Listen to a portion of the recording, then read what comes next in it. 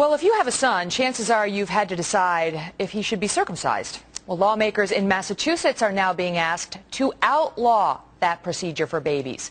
If the measure passes, parents could go to jail for 14 years if they decide to have their baby boys circumcised. Joining us now for a fair and balanced debate, Georganne Chapin, CEO of Intact America. She's against this procedure, and she testified before the Massachusetts legislature about this on Tuesday. Dr. Mark Siegel is a member of our Fox News Medical A-team and a Fox News contributor. Afternoon to you both. Hi, Megyn. Good afternoon. All right, Georganne, so let me start with you. Why, the argument you hear from parents against this is leave it in the parents' hands. Why do you think that that is a bad idea? Well, that violates the precepts of medical ethics, which say that it is only the parent's right to make the decision for medical treatment for a pathological condition that threatens the life of the baby. Babies born with foreskins are totally normal. They're healthy. It's a normal thing, and parents do not have the right to cut body parts off of their babies. We don't do it on girls, and we shouldn't do it on boys. Dr. Siegel, it's true that it would be illegal to perform it on girls. Is that a reasonable analogy? No, and of course it should not be done on girls. But look, of course it's also not true that parents can only treat pathological conditions. They make a decision to do a C-section. They make a decision to cut the umbilical cord. Why isn't the umbilical cord? Why don't the kids walk around with that? You put something in the eyes to prevent infections, all kinds of decisions. How about vaccination? That's not for a pathological condition. We do that to newborns. That's the first thing. And I also want to tell you, as a practicing Jew, I think that this is covered under the Constitution, under the First Amendment, because it's a commandment in my religion to have a circumcision done.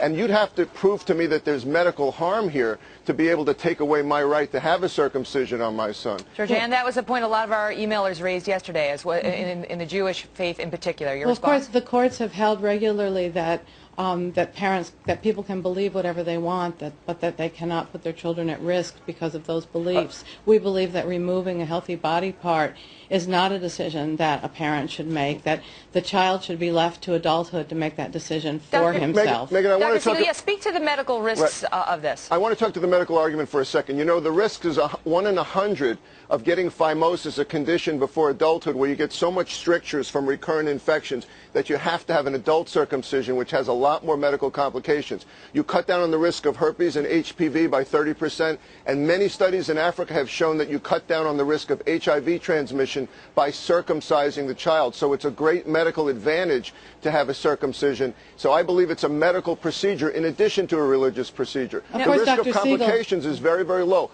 1 or 2 in 1,000 bleeding and infection, a very low risk of complications. Go ahead, Georganne. Of course, Dr. Siegel, you know that many of the medical justifications for circumcision have been debunked over the years, and you yourself have talked very compellingly about fear-mongering as an excuse for all kinds of medical interventions and money being spent on medicine.